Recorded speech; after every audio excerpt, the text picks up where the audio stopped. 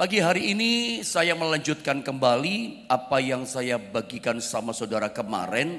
Kita masih bicara tentang bagian kedua atau seri kedua tentang hidup yang berdampak. Kita baca langsung saja ayatnya ya. Yosua pasal 7 ayat 1 sampai 5 untuk mengingatkan kembali kisah yang kita baca kemarin ya. Yosua 7 pasal 7 ayat 1 sampai 5, saya baca ayat 1, Anda lanjutkan kedua, 5-nya sama-sama. Yosua pasal 7 ayat 1 begini kata firman Allah. Tetapi orang Israel berubah setia dengan mengambil barang-barang yang dikhususkan itu, karena Achan bin Karmi bin Zabdi bin Zera dari suku Yehuda mengambil sesuatu dari barang-barang yang dikhususkan itu. Lalu bangkitlah murka Tuhan terhadap orang Israel. Ayat yang kedua teruskan. Yosua menyuruh orang dari Yeriko ke Ai yang letaknya dekat Bet Awen di sebelah timur Betel, dan berkata kepada mereka demikian, pergilah ke sana dan intailah negeri itu. Maka pergilah orang-orang itu ke sana dan mengintai kota Ai. Ayat 3, kemudian kembalilah mereka kepada Yosua dan berkata kepadanya, tidak usah seluruh bangsa itu pergi, biarlah hanya kira-kira 2 atau 3.000 orang pergi untuk menggempur Ai itu. Janganlah kau susahkan seluruh bangsa itu dengan berjalan ke sana, sebab orang-orang di sana sedikit saja. Ayat 4. Maka berangkatlah kira-kira 3.000 orang dari bangsa itu ke sana. Tetapi mereka melarikan diri di depan orang-orang Ai. Ayat 5 ya, sama-sama kita baca 1, 2, dan 3. Sebab orang-orang Ai menewaskan kira-kira 36 orang dari mereka. Orang-orang Israel itu dikejar dari depan pintu gerbang kota itu sampai ke Sebarim dan dipukul kala di lereng. Lalu tawarlah hati bangsa itu amat sangat. Langsung saja ya, tunjukkan gambar yang pertama. Dalam Yosua pasal 7 ayat 1 kemarin kita belajar bahwa Achan bin Karmi dikatakan mengambil barang-barang yang dikhususkan. Satu orang yang bikin dosa, kemarin kita belajar. Satu orang sebetulnya yang berubah setia dengan Tuhan, gak setia lagi, gak taat lagi. Tapi Tuhan berkata kemarin dalam ayat 1, seluruh Israel dikatakan berubah setia. Satu orang bikin dosa, kesalahan, dampaknya, kekalahannya, sengsaranya, seluruh Israel mengalaminya. Perang kalah. Kemarin kita belajar sesuatu yang menurut saya sangat-sangat penting dalam kehidupan kita.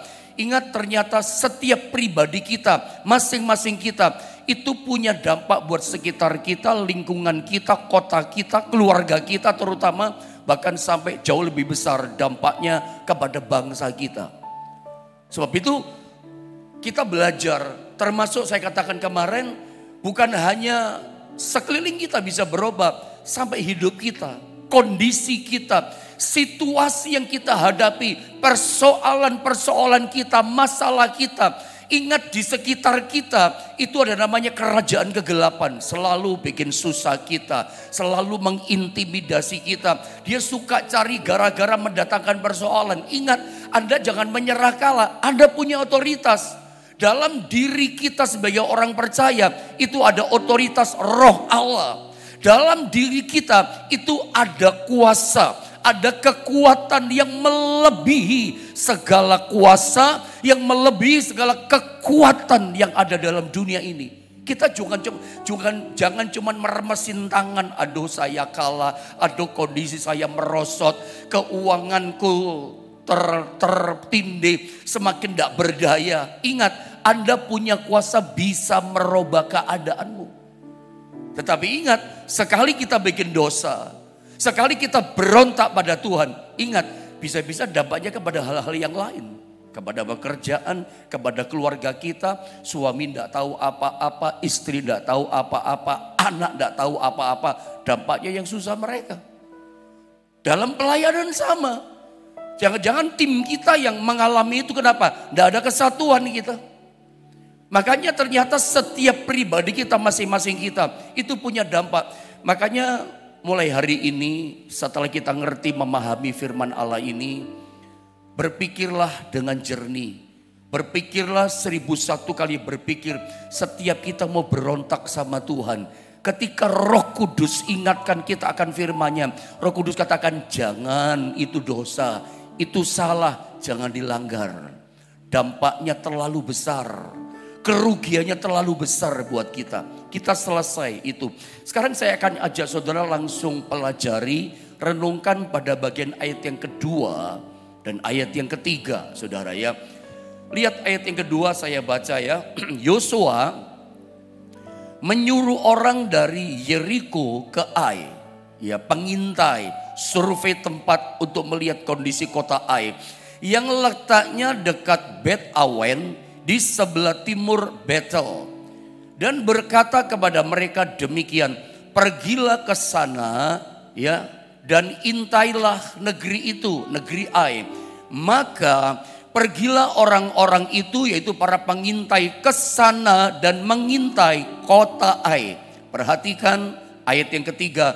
Kemudian kembalilah mereka dari pengintaiannya kepada Yosua dan berkata kepadanya, tidak usah, kata pengintai, tidak usah seluruh bangsa itu pergi. Biarlah hanya kira-kira 2 atau 3.000 orang pergi untuk menggempur Ai itu. Janganlah kau susahkan seluruh bangsa itu dengan berjalan ke sana. Sebab apa? Orang-orang di sana, di kota Ai sedikit saja. Apanya sedikit saja? Orang-orangnya sedikit saja. Penduduknya sedikit saja. Mereka cuma segelintir orang. Penduduknya kecil, gak banyak. Itu kata pengintai yang survei tempat, lihat lokasi, lihat kekuatan penduduk yang ada di kota Ai. Kekuatannya cuma kecil saja kok. Penduduknya sedikit Yosua. Sebab itu gak usah kau susahkan semua rakyat tentara.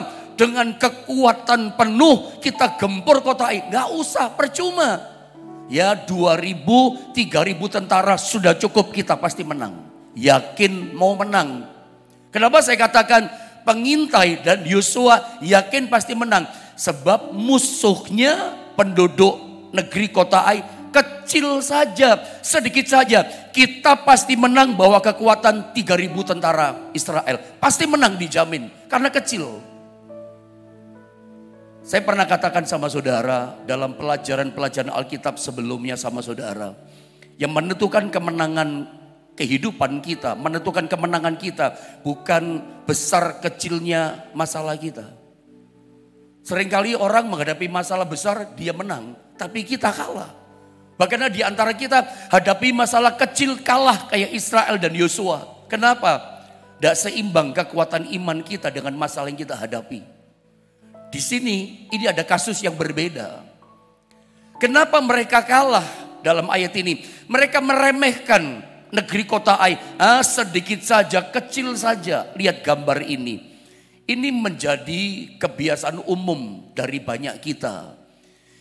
Ini kelemahan menjadi kebiasaan umum dari orang-orang Kristen. Yaitu jangan meremehkan hal yang kecil. Saya kasih gambar di situ. Orang kepleset atau tersandung saudara ya oleh kerikil yang kecil sampai jatuh. Sehingga dia luka di wajahnya, kakinya patah dan segala macam. Tidak ada orang tersandung jatuh, terjerembab sampai ngalami luka, patah kaki segala macam. Karena batu sebesar gunung. Jatuh karena kerikil yang kecil, yang menonjol kecil tidak terlalu kelihatan. Dia jatuh di situ. Tahukah saudara, banyak di antara kita, gagalnya kita, kalahnya kita, jatuhnya kita, bangkrutnya kita, kemerosotan kita yang terus merosot, tidak bangkit-bangkit. Awalnya hanya karena kita meremehkan perkara yang kecil. Kecil nggak apa-apa, jatuh kita. Awalnya kecil, tapi mendatangkan di masa depan kita masalah yang besar. Ini serius loh saya ngomong. Ini pesan Tuhan yang Tuhan taruh di hati saya. Dan saya harus lepaskan pada saudara. Hati-hati dengan masa depan kita. Ada banyak kita di hari depan hancur, merosot kita, stres kita, tertekan hidup kita, terintimidasi, nggak tenang, nggak merdeka hidup kita. Kenapa? Awalnya karena kita sembrono, meremehkan hal yang kecil. Kecil nggak apa-apa, jatuh kita. Saya mau kasih ingat sama saudara pagi ini, setan seringkali hancurkan kita itu pakai celah yang kecil. Yang disodorkan sama kita kelihatannya kecil. Enggak apa-apa gitu. Itu cara setan. Itu modus operandinya setan. Ya, hati-hati. Setan selalu dia masuknya itu halus. Dari kisi-kisi yang kecil. Celah-celah yang kecil dia menerobos masuk. Enggak sadar kita. Disodorkan kelihatannya kecil. Setan tuh begitu cara kerjanya. Kisi kecil dia masuk, dia terobos. Tapi disitulah kita mengalami kekalahan, kejatuhan. Tapi ingat, ternyata Tuhan juga pakai cara yang sama. Tuhan seringkali sebelum melakukan perkara yang besar kepada kita, mempercayakan mujizat yang besar. Mempercayakan pengurapan kuasa otoritas yang besar. Sebelum Tuhan mempercayakan apa? Tanggung jawab yang besar. Selalu Tuhan itu tes case-nya sama kita apa? Disodorkan perkara-perkara yang kecil. Kamu bisa setia enggak dari yang aku kasih kecil ini? Tanggung jawab yang kecil bisa taat enggak? Bisa dipercaya enggak kamu? Selalu Tuhan tes case-nya dari situ. Tuhan uji kita jadi orang yang bisa dipercaya oleh Tuhan. Dilihat dari perkara yang kecil. Bisa dipercaya atau tidak. Atau kita menganggap remeh. Perkara kecil bikin apa. Lalu kita melalaikan. Misalnya itu pelayanan. Melalaikan jam-jam doa kita. Apa sih. Kita anggap perkara yang kecil. Itu menjatuhkan kita. Itu membuat kita tidak bisa dipercaya hal yang besar. Setan pakai celah kisi yang kecil hancurkan iman kita, kekristenan kita. Tapi sama, kalau nanti Anda punya kesempatan baca dalam Matius pasal 25 ayat 21 dan 23. Tuhan itu selalu bekerjanya barang siapa setia kepada perkara yang kecil. Begitu kalimat firman Allah. Maka Tuhan akan mempercayakan tanggung jawab yang lebih besar. Sederhana. Anda ingat kisah tentang Daud? Daud satu kali dipanggil sama ayahnya. Sini Daud, ya papa. Kamu pergi ya bawa ransum makanan, bawa ini keju, bawa susu, bawa apa lagi? Bawa roti gandum, bawa kue ini. Pergi ke medan perang, ketemu sama kakakmu semua. Kasih. Dan aku pengen tahu kabar dari mereka seperti apa. Bawa makanan ini. Ya papa berangkat. Sebelum Daud berangkat, dia bereskan dulu tanggung jawabnya. Apa tanggung jawab Daud dari ayahnya? Menggembalakan kambing domba yang kata Alkitab tidak banyak kambing dombanya, hanya 2-3 ekor kambing domba. Bukan 100 ekor kambing domba, itu banyak. 2-3 ekor. Kalau seorang gembala, jemaatnya mungkin cuma 2-3 jiwa. Daud cuma 2-3 ekor kambing domba. Sebelum dia berangkat ke medan perang, ya, untuk taat setia penghormatan sama ayahnya. Dia panggil dulu penjaga kambing domba untuk menjaga kambing dombanya. Dia nggak lalai. Tuhan lihat itu. Setianya ya orang ini. Setia kepada perkara yang kecil, menggembalakan kambing dombanya 2-3 ekor. Tuhan berpikir dalam hatinya, ini orang setia perkara kecil. Makanya dipercayakan, dipromosikan Tuhan. Menggembalakan jutaan bangsa Israel. Menggembalakan jumlah bangsa yang besar dari Israel. Karena Tuhan lihat kesetiaannya pada perkara yang kecil. Dipromosikan Tuhan. Diangkat derajat kehormatan yang tinggi Daud. Kenapa? Karena Tuhan tahu orang ini yang namanya Daud bisa dipercaya. Makanya tidak heran dalam Kisah Rasul pasal 13. Ketika Tuhan bertemu dengan Daud. Tuhan ngomong apa? Sama Samuel, Samuel, aku telah bertemu dengan orang yang berkenan di hatiku. Setiap kali Tuhan melihat Daud, ini orang berkenan di hatiku. Aku cinta sama orang ini, aku sayang sama orang ini. Kenapa? Daud bisa dipercaya dari perkara yang kecil. Makanya dipromosikan perkara yang besar. Sederhana, Tuhan pun pakai modus cara yang sama. Anda bisa gak setia taat pada perkara yang kecil? Seringkali Tuhan itu seperti itu. Perkara-perkara yang kecil dia bekerja. Anda tiba-tiba diingatkan sama Tuhan di hati. Karena roh Allah ada dalam diri kita. Tuhan bisa bekerja diingatkan. Telepon seseorang.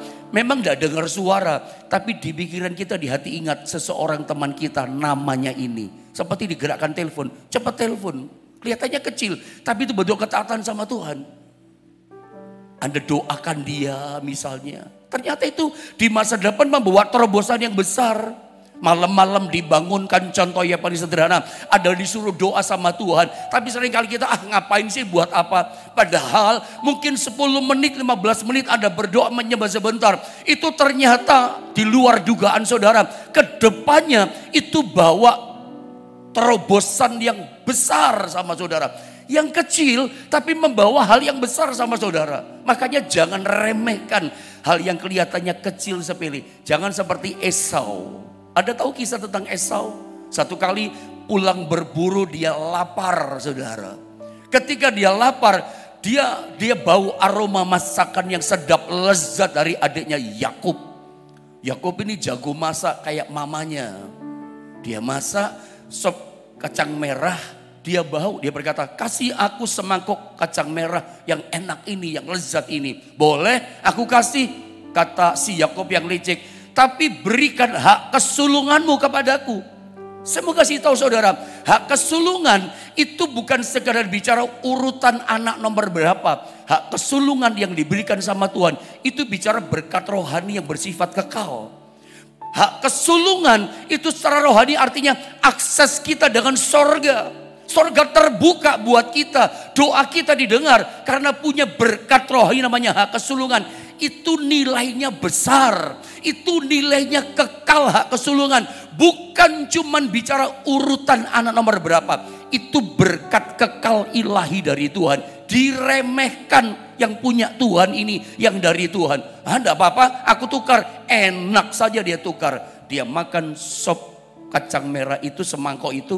Hak kesulungannya diberikan dengan perkataan iman kepada yang namanya Yakub. Yakub yang punya itu. Anda lihat nanti kalau ada baca di perjanjian baru dalam Ibrani kalau tidak salah pasal 12. Kira-kira multimedia bisa bantu enggak ya? Saya cuma ingin tunjukkan saja Ibrani itu pasal 12 saudara ya. Ayat 16 dan 17. Ibrani 12 sedikit saja. Ayat 16 saya baca ya. Janganlah ada orang yang menjadi cabul, zina cabul. Atau yang mempunyai nafsu yang rendah seperti Esau. Loh, memangnya Esau pernah berzinahkah sama wanita? Pernah berbuat cabulkah dengan seorang wanita? Kalau kita baca kisah biografinya Esau, tidak pernah. Kapan dia berbuat cabul? Kapan orang ini punya nafsu daging yang rendah? Yang menjual hak kesulungannya untuk sepiring makanan. Menjual hak kesulungan. Meremehkan perkara rohani, berkat rohani dari Tuhan. Itu nafsu cabul, itu nafsu yang rendah. Dia kasih sama Yakub, akibatnya apa? Dengan cepat, ayat 17. Sebab kamu tahu bahwa kemudian, kata Alkitab, ketika ia, Esau, hendak menerima berkat itu, ingin dapat berkat, ia ditolak. Kenapa ditolak? Sebab ia tidak beroleh kesempatan, tidak punya kesempatan untuk memperbaiki kesalahannya, sekalipun apa? Ia mencarinya dengan mencucurkan air mata sambil nangis. Sorry kata-kata saya, sampai nangis air mata darah. Berkat dari Tuhan tertutup, tidak ada orang namanya Esau. Kenapa? Punya nafsu yang rendah, nafsu cabul. Apa cabulnya dia? Tidak menghargai Tuhan, tidak menghargai berkat rohani. Dia anggap sesuatu yang bernilai kekal abadi itu perkara yang kecil. Mengecilkan sesuatu yang munculnya datang dari Tuhan. Mengecilkan sesuatu pemberian daripada Tuhan atau tanggung jawab dari Tuhan. Itu nafsu rendah, itu perbuatan rendah yang kekal dari Tuhan dianggap kecil.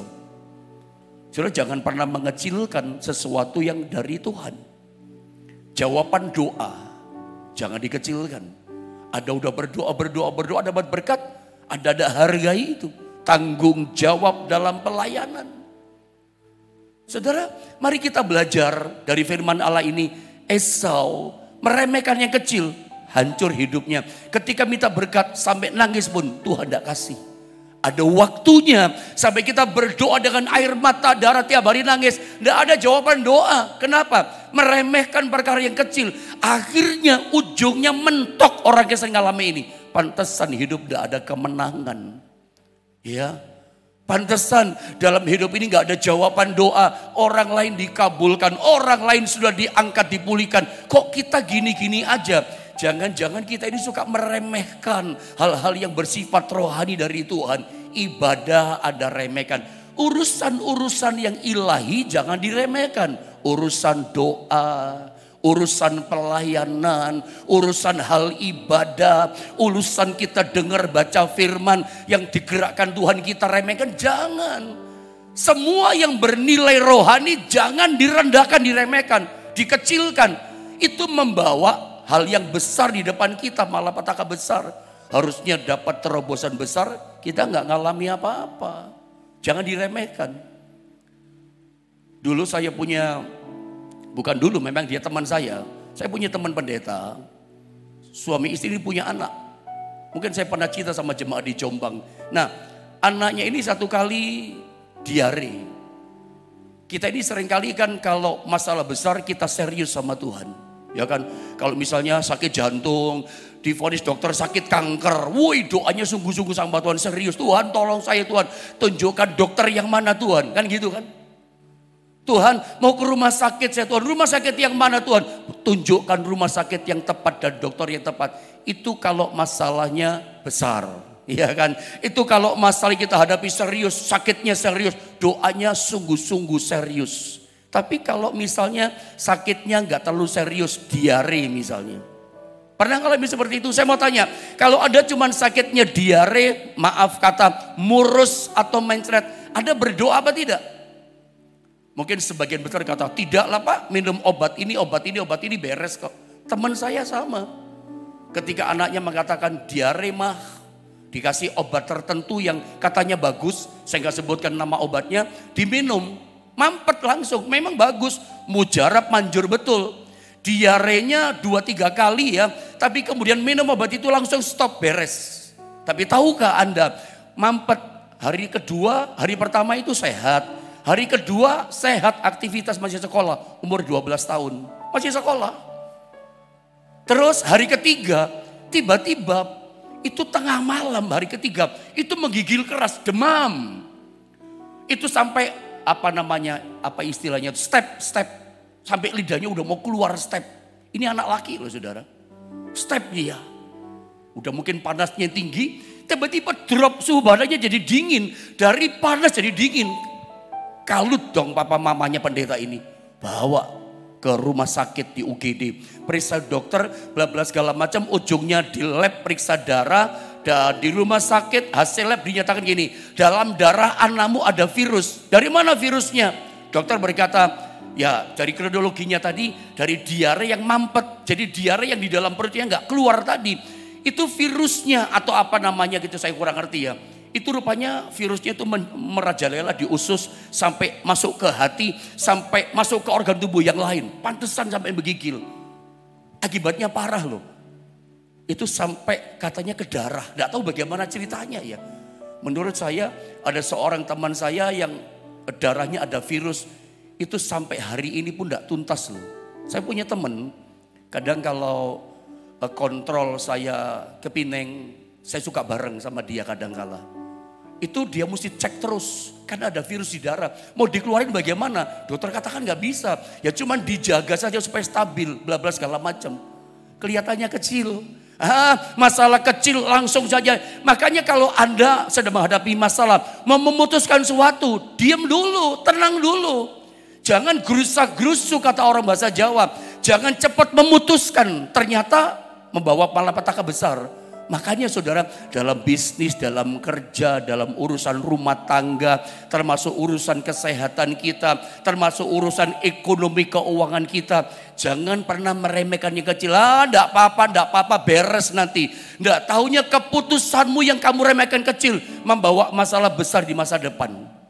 Di Alkitab itu ada cerita, coba tunjukkan Yosua pasal 11 ayat 21 sampai 23, supaya enggak panjang. Saya bacakan saja langsung di ayat 21-22 ya. Saya cukup baca ayat 2 saja ya. 21-22. Yosua 11, 21-22. Pada waktu itu Yosua datang dan melenyapkan orang Enak, bangsa Enak ya, dari pegunungan, dari Hebron, Debir dan Anab, dari seluruh pegunungan Yehuda dan dari seluruh pegunungan Israel. Mereka dikatakan dan kota-kota mereka, perhatikan kata ini, ditumpas oleh Yosua. Terkesan di ayat 21, Yosua sudah menumpas seluruh penduduk Kanaan, terutama orang Enak, seolah ditumpas. Kata ditumpas berarti kan udah musnah, terkesan begitu. Tapi lihat muncul ayat 22, tidak ada lagi orang Enak. Loh, ditumpas bahkan dikatakan dipertegas, tidak ada lagi orang Enak ditinggalkan hidup di negeri orang Israel. Tapi ada kalimat ini, hanya, loh kok pakai hanya? Ini kata hanya ini menjadi janggalan, mengganjal di hati kita. Katanya ditumpas habis, katanya ndak ada lagi suku bangsa Enak di penduduk Kanaan, ndak ada lagi orang Enak. Tapi ada kata hanya, kok ada kata hanya ya?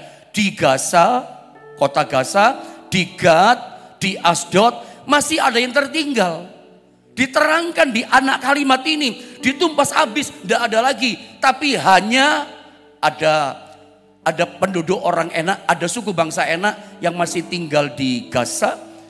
Orang Enak, suku bangsa Enak tinggal di kota Gad. Suku bangsa Enak masih tinggal di kota Asdod, di 3 kota, di 3 daerah. Suku bangsa Enak dibiarkan. Pertanyaannya kenapa dibiarkan pendeta? Yosua melihat nggak apa-apa, kan cuma segelintir. Kan mereka sudah tua-tua, mau bisa bikin apa? Berontak? Nggak mungkin bisa. Tinggal sedikit saja kok kekuatannya kecil. Tidak apa-apalah, kompromi. Saya mau ingatkan, ada dan saya sebagai orang Kristen, orang beriman, kita ini nggak boleh berjinak-jinak dengan namanya dosa. Kalau Tuhan bilang jangan, ya jangan kompromi. Kalau Tuhan bilang itu salah, ya salah. Jangan, tidak apa-apa, kecil kok Tuhan. Tuhan tidak ingin kita berjinak-jinak, kompromistis dengan namanya yang dilarang sama Tuhan. Ular kobra itu kita tahu potensi bahaya bisa membunuh. Kalau orang mau bunuh, ada banyak orang pelihara ular kobra kan, dielus-elus, dikasih minum, dikasih mandi, dipatok sendiri tuannya. Mati tuannya yang pelihara dia dari kecil. Loh, padahal Pak dipelihara dari kecil, namanya kobra ya kobra, ular itu beracun, potensinya membunuh manusia. Kalau mau bunuh yang beracun seperti ini, pada waktu jadi telur. Kalau dia sudah menetas, lucu kelihatannya ular kobra kecil. Meskipun kecil dipatok ada bisa mati loh orang. Jangan dibilang oh kecil enggak apa-apa. Tetap bahaya. Kalau mau disingkirkan ya pada waktu masih telur. Kalau menetas bahaya. Jadi sebetulnya dosa itu bahaya. Semua yang dilanggar Tuhan kelihatannya kecil. Setan masuknya dari perkara yang kecil persoalannya. Makanya belajar dari kisah Yosua. Tuhan katakan tumpas habis, musnahkan habis. Tapi ternyata suku bangsa Enak yang diperintahkan Tuhan, hai Yosua lewat Nabi Musa, habisi semua ya tumpas. Ternyata nggak ditumpas habis kok. Itu dikatakan penduduk suku Enak di Gad tetap ada, di Gaza ada, di Asdod ada. Saya tunjukkan satu ayat, contohnya di Gaza yang dipikir kecil enggak apa-apa. Coba next kemudian, gambar kemudian. Di Gaza itu dibiarkan. Enggak apa-apa suku bangsa Enak. Tapi di masa depan kemudian ada seorang hakim Israel yang bernama Simson. Yang artinya terang matahari. Terangnya Israel. Ini salah satu hakim pemimpin Israel yang paling kuat, tenaganya super. Itu nanti kemudian dicungkil matanya. Matinya di Gaza. Siapa? Simson. Orang yang hebat itu loh. Dirantai putus 1000 orang dia kalahkan dengan tangannya sendiri. Orang hebat. Lihat ayat ini. Simson di Gaza. Hakim-Hakim 16 ayat 1. Pada suatu kali ketika Simson pergi ke Gaza. Kok masih ada Gaza? Masih ada. Harusnya gak ada Gaza. Sampai hari ini harusnya gak ada penduduk Gaza. Tapi kenapa masih ada? Yosua sumbernya. Gak ditumpas suku bangsa Enak yang tinggal di kota Gaza. Perintahnya Tuhan tumpas sampai habis. Tapi tidak dilakukan. Meremehkan yang sedikit yang kecil. Tidak apa-apa. Ternyata ada seorang hakim Israel di masa depan namanya Simson. Pergi ke Gaza, dilihatnya di sana seorang perempuan sundal, pelacur. Lalu menghampiri dia, digoda sama pelacur. Inilah awal kehancuran, kejatuhan seorang hakim Israel yang ternama terkuat namanya Simson. Dengan Delila itu akibat kemudian. Tapi awal kejatuhan hancurnya Simson digoda sama pelacur. Terjadilah seperti itu. Hancurlah hidupnya. Dicungkil matanya di Gaza. Kerubuhan gedung bangunan mati Simson di Gaza. Pemimpin yang hebat yang diurapi Tuhan kehilangan panggilan, kehilangan urapan, kehilangan kekuatan Allah. Hancur semuanya, bukan cuma merosot, hancur Simson. Siapa sangka ternyata yang di Gaza dianggap kecil kemudian mendatangkan malapetaka masalah yang besar dalam sejarah Israel. Sorry saya katakan, jangan sampai sejarah kehidupan kita, sejarah pekerjaan kita, ekonomi kita, keluarga kita mengalami goncangan masalah besar. Kadang-kadang meremehkan masalah yang kecil. Bertobat sekarang, masih ada kesempatan kita bisa selesaikan dengan Tuhan. Dan kita mesti hati-hati, jangan pernah meremehkan yang kecil, apalagi dosa. Jangan meremehkan perkara yang kecil kalau itu datang bersifat kekal ilahi dari Tuhan. Ibadah jangan diremehkan, pelayanan jangan diremehkan. Itu bawa berkat besar loh sama kita. Perintahnya dari Tuhan di hati kita, lakukan. Itu membawa mujizat yang besar dalam hidup saudara. Yang kedua tadi, di Gad. Di Gad itu dibiarkan hidup suku bangsa enak. Sebuah kota yang kecil, tidak apa-apalah. Gad ada apa sih? Segelintir orang sudah tua-tua, nggak mungkin punya kekuatan. Nggak tahunya di masa depan kemudian, di 1 Samuel 17 ayat 1 sampai 4. Nanti baca di rumah. Muncul, lahir seorang raksasa yang kuat namanya Goliat. Namanya Goliat dari Gad, kata ayat yang keempat. Yang tadinya kecil dianggap bisa apa? Nggak tahunya bertumbuh masalah yang kecil jadi besar, jadi raksasa. Muncul Goliat. Ada tahu Goliat yang tadinya diremehkan di masa depan ratusan tahun bangsa Israel. Muncul Goliat, Israel semuanya ketakutan. Saul takut, seluruh tentara pahlawan Israel ketakutan. Begitu dia muncul teriak nantangin, semua takut. Terintimidasi, rasanya udah kiamat hancur Israel waktu itu. Untung ada seorang Daud, orangnya Tuhan, diurapi Tuhan, bisa kalahkan Goliat. Kok bisa kalahkan Goliat orangnya Tuhan? Orang setia pada perkara yang kecil. Itu kan yang bikin Daud terhormat, diangkat, dipromosikan. Orang ini setia pada perkara yang kecil, bisa dipercaya sama Tuhan. Makanya dia melakukan perkara besar, ngalami perkara besar. Kalau Anda hari demi hari, bulan demi bulan, tahun demi tahun, ada ingin ngalami perkara yang besar, nanti ke depan lebih besar lagi, lebih besar lagi. Bukan makin merosot, bukan makin merosot, bukan makin merosot. Saya mau ingatkan gini loh, setia pada perkara yang kecil. Jangan remehkan hal yang kecil. Kalau itu salah, kita itu nggak usah menguji diri kita sendiri, bertanya, kalau itu salah, ya jangan. Tapi seringkali kita berpikir, enggak apa-apa sih, masa sih salah? Kita tanya sama orang, sudah tahu jawabannya salah kok masih tanya sama orang. Ingin memastikan, salah ya salah, sudah jangan. Kalau engkau ngerti ini bahaya, ya jangan dibuat. Karena kemudian memang jadi bahaya besar kemudian. Tapi terlambat semua kan. Sudah kelenger gak berdaya. Aduh, orang Jawa katakan getun aku. Menyesal saya ambil keputusan. Seperti itulah, penyesalan selalu di belakang. Kalau Yosua berpikir di sorga, dia lihat, aduh menyesal saya. Kenapa di Gad enggak saya tumpas gitu kali ya. Karena ternyata menimbulkan masalah sampai hari ini. Yang di Gaza sebetulnya segala sesuatu gonjang ganjingnya dunia. Sampai kiamat nanti. Ya yang di Timur Tengah sana, yang di Gaza sana kan. Realita saya katakan. Semua negara di dunia itu cuman figuran. Tokoh utamanya ya di Israel sama di Gaza sana. Sampai mau kiamat. Perang dunia ketiga, kalau Anda tahu, perang Gog Magog itu sumbernya di sana juga, di situ-situ juga. Kok bisa begitu? Ya semua udah digenapi akhirnya. Karena apa? Meremehkan yang kecil, menyisakan masalah yang gak beres sampai sekarang. Jadi ini pelajaran keras loh. Salah ambil keputusan yang kecil tidak sesederhana kita pikirkan. Oh nanti beres. Diberesinnya susah. Diberesinnya gak gampang. Sampai nangis-nangis kita. Aduh kok gak beres-beres ya Tuhan. Salah ambil keputusan dari perkara yang kecil. Sampai sekarang terbukti kan. Abraham salah ambil keputusan sampai sekarang gak beres. Yosua sambil keputusan menyisakan buat bangsa-bangsa menyelesaikannya gak bisa. Sampai hari ini muncul Gad, termasuk di Asdod. Nanti di Asdod perang antara Israel dengan Filistin. Tabut perjanjian dirampas dibawa ke Asdod. Kehormatan Israel, kehadiran Allah dalam tabut itu diambil di Asdod. Kok bisa ya Asdod mengalahkan yang namanya orang-orang Israel? Ya diremehkan yang kecil, bertumbuh jadi kuat mereka. Di Asdod itu ada kuil Dagon. Tabut Allah dihadap-hadapkan sama Dagon. Memang patah Dagonnya itu, tapi dirampas karena kekalahan. Jadi sebetulnya dari kisah ini kita belajar sesuatu. Bahwa tidak bisa diremehkan. Besok saya akan coba lanjutkan sama saudara tentang ayat berikutnya. Ayat yang keempat sama 5. Mereka tawar hati. Sekarang kita masih bicara jangan meremehkan perkara yang kecil.